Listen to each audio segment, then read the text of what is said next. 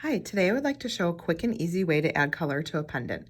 Here I have a brass antique Women in the Moon, and you can see that there's some color in this piece. So I'm going to start with a base of our lapis patina and then go in with some onyx to accentuate around her and the moon.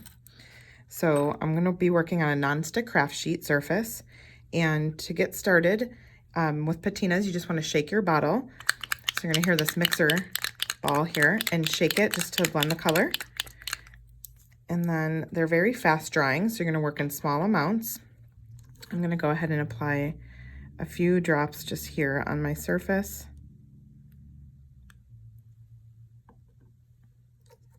And then with my brush, I'm going to use more of a kind of a dabbing motion to get the color in all these areas. And I'm going to work fast with a paper towel and wipe away.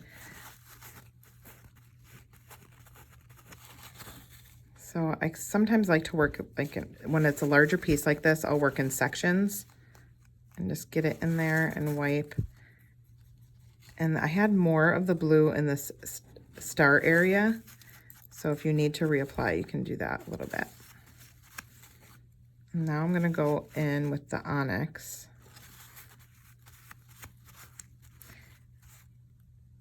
Okay, so we have that first layer down, and then always have water handy and put your brush in your water because it'll dry on the brush.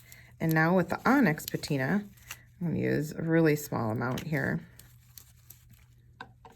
And I'm going to just go in, I'm kind of going to do more of a dry brush around her and wipe really quick. And then around this moon.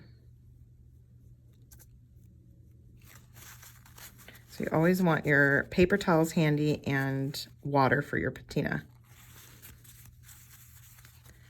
All right, so now we have some color added to this, and you can coordinate beads to that, or like I did here in this piece, there's just additional brass antique components, and the pendant just really stands out.